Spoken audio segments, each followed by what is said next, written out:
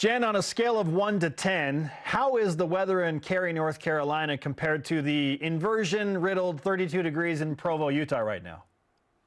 Probably a 9 or a 10 out here. It's beautiful. It's about 58 degrees, light breeze, trees everywhere, green grass. It's a beautiful day. Have you come down from the high of Friday? Because it was unbelievable, but also you have a game to play and the hope of winning a national championship in the next couple of days. Yeah, I think everyone is still trying to process the game on Friday nights and the magical moment it was in front of our fans to have that big comeback. But I think we're all riding high from it. It should bring a lot of confidence to our players coming into this big game against Stanford. So hopefully, they can keep that in their minds and know what they're capable of. What is the key to processing through that remarkable, improbable, incredible win to get right? Because I think most of BYU Sports Nation is just still stuck in the magic of what happened against North Carolina. So how do you process that and then adequately move on? Yeah, I mean, we've been talking about living in the present certainly all season. And we know that we were able to do what we did based on the process, and just our players are very familiar with what we're trying to do. They do a great job of reading on the game. We've got great leadership, great experience.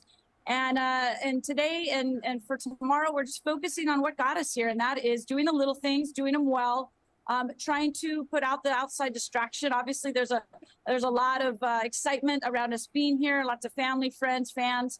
So just kind of main focus, be intent in the things that we're thinking and doing, and just be ready to go and be our very best tomorrow night. It should help that a lot of the players that played in 2021 in the College Cup are on this roster, are hungry to win it. You're going up against Stanford, who historically has been the bane of BYU's existence in this tournament, yet you knocked them out in PKs last year. And this year, they've got one of the top defenses in the country. You're one of the top offenses. The goalie, Ryan Campbell, has the best goal against average.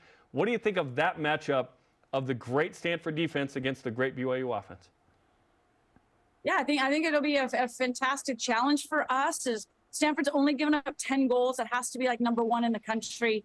But, the last three teams we played in the NCAA have also been one of the top in goals against, and we were able to find ways to score against them. We're hoping that Stanford hasn't seen a team that attacks as well as we do, as dynamic and creative, and coming from so many different people, both the starters and off the bench. So, they're obviously a very talented team. They're well coached. They've been to the Final Four on many, many occasions. So I'm sure they're coming in very confident, being undefeated on the season.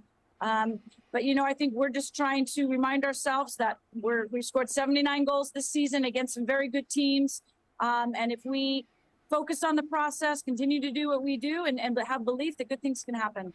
The legendary BYU women's soccer head coach Jen Rockwood is on BYU Sports Nation from the College Cup in Cary, North Carolina.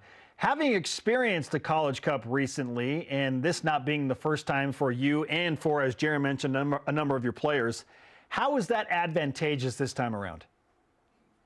Well, I think the first time we went, you're just kind of processing, doing something that none of our other alumni or former players have been able to do. And we were kind of just enjoying the moment of making there and being there. It was kind of more familiar because we actually ended up playing at Santa Clara, against Santa Clara on their home field. So I think it was a little bit different feel. I think because this group had been there and they played together for so long, and having the season of, kind of being a top 5, top 10 team all year, I think there's a different set of expectations here. And that is that, they came here to play well and beat Stanford and win a national championship. And that has been their goal from the beginning. We certainly know that it's going to be a tough road ahead of us, but I think these guys are battle ready. They've been resilient. They're confident. And, we'll see what happens.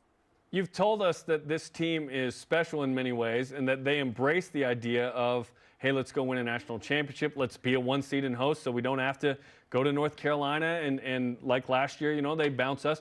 You bounced them out of the tournament. Now you're back in North Carolina, ironically enough, where last year you had some success but ended the season. So what is the special sauce of this group that could put them over the edge and perhaps capture your first national championship? Yeah, I think that their ability to play with each other, their familiarity with each other and how they play. And everyone is on the field in soccer, there's no timeout. So you have to have that leadership and that experience on the field. They have to be able to adapt in different situations, different scenarios, find different gaps, different spaces, find advantages on the field where we can attack. And this team has been doing that all year. We played against a lot of great defenses. We played against different formations, some different special players. We played against some unbelievable goalkeepers this year. And we've still found ways to put the ball in the back of the net. And I think the other great thing about this team is that the depth of our bench, we're deeper than we've ever been. I mean, we've got 2 girls coming off the bench that have 10 goals and assists. I mean, I don't think there's many teams out there that ever have had that type of attack coming off the bench. That's certainly what helped us outdo UNC, who's also always known for the depth of their bench. But I think that's a huge advantage for us for this weekend.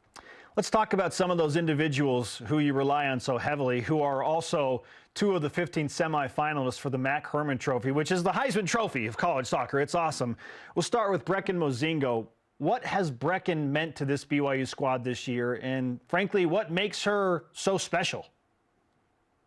Yeah, Brecken obviously has had an amazing senior year for us. She's really found a way to believe in herself and find her confidence. She's our hardest critic, and but she's been able to battle through that mentally. And all these girls have worked a lot, not just physically, but also on their mental strength, and again finding their cues, reminding them of their strengths.